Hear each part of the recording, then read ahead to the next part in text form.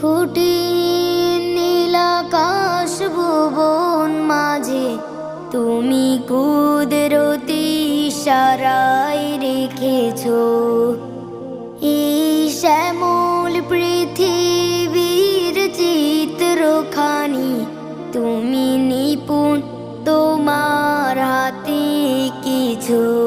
ওগো আল্লাহ শুকর তোমার আমারে যে মুসলিম করেছো।